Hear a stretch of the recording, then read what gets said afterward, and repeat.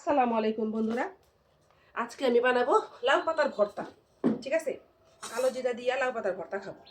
আর ডুবা যেগুলো আছে ওগুলাতে শুটকি দিয়া রান্না, এই শুটকি দিয়া না, এই যে কই মাছ দিয়ে রান্না করবো পরে। আর এই লাউ পাতার একটা ছোট্ট একটা টিপস দিয়ে আপনাদেরকে। সেই টিপসটা হচ্ছে কি, যে আপনাদের অনেকে যাদের বাচ্চা আছে ছোট, এই বাচ্চা নতুন বাচ্চা হয়েছে 5 মাস 6 মাস 1 বছর 2 বছর পর্যন্ত, যে বাচ্চাগুলো নাকি বুকের দুধ খায়। তো বুকের দুধ খাওয়ায় না বাচ্চাগুলোকে কি করবেন জানেন? বুকের দুধ খাওয়ায় না বাচ্চারা অনেক সময়তে কি করে, পেটে ব্যথা করে। তো অনেক সময়তে সে বাচ্চাগুলা আপনাদের এই চুনা চুনা চুনা চুনা হাগার মধ্যে কি, ওটা কি মনে করেন, বাচ্চারা অনেক সময়তে দুধ, এই বুকে দুধ খাওয়ার কারণে সবুজ পায়খানা করে, লাল পায়খানা করে, নীল পায়খানা করে, ঠিক আছে, করে না? তো সে লাল নীল পায়খানার জন্য কিন্তু এই লাউ পাতা, এই শাক রান্না করে খেলে তো ভালো হবেই, সেটা সেটা কিন্তু সীমিত। আর এই পাতাটারে যদি আপনি মনে করেন, দেখাইতেছি একটা পাতা, বুঝছেন, মুছরায় দেখাইতেছি, এটা তো আমি ভর্তা বানাবো, ভর্তার জন্য কাটালোই। এটা তো ভর্তার জন্য কাটলাম। এই যে এরকম কচি পাতা আছে না, এরকম কচি পাতা নিতে বলবেন। এরকম পাতা নিয়ে এভাবে সুন্দর করে ছুইলা দিবেন। পাতাটা ফ্রেশ আছে দেখাইতেছি, এইভাবে ছুলবেন।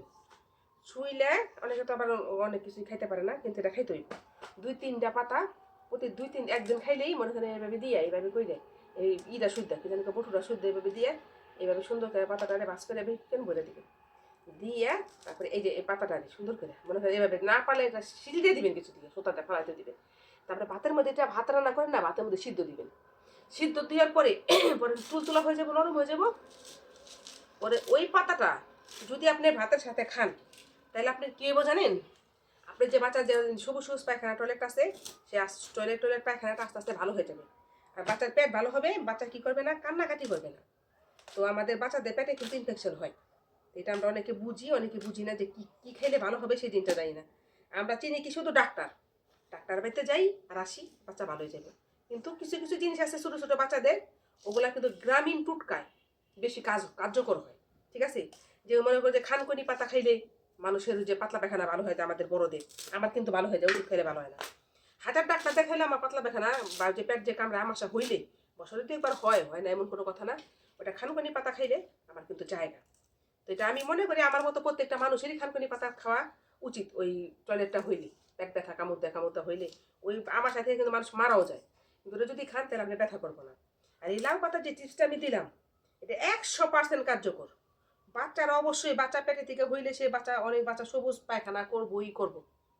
এটা কিন্তু জন্মের পরে যে সেটা না, কিন্তু জন্মের পরে তো ওটা আলাদা পায়খানা করে, ওটা তো পেটের ময়লা, ওইটা না।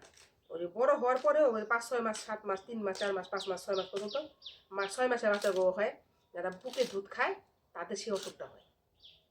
আর বুকে দুধ খাইলে অসুখটা হইলে ওই আমি যেটা বললাম ওইটা যদি করেন, তাহলে মনে করেন আপনার বাচ্চার ওই পায়খানাটা যাইব। আর ওই পায়খানাটা হইলে কিন্তু বাচ্চারা অনেক কান্না করে, বাচ্চাদের পায়খানাটা করতে অনেক কষ্ট হয়। ঠিক আছে, ওরা কিন্তু অনেক কষ্ট পায়। তো মায়েদের, এটা মায়েরা খাওয়ার কারণে এরকম হয়। এটা তার জন্য এটা বাচ্চাদের তো আপনি পাতাটা খাওয়াতে পারবেন না, আপনি নিজে, যেহেতু আপনি বুকে দুধ খায়, তার জন্য এই পাতাটা আপনি একটু কষ্ট করবেন মা হইয়া। এই পাতাটা যদি আপনি খান তাহলে দেখবেন সিদ্ধ করে আর কি, তাহলে আপনার বাচ্চা অবশ্যই সুস্থ হয়ে যাবে ইনশাল্লাহ। আসসালামু আলাইকুম বন্ধুরা, ভালো থাকবেন।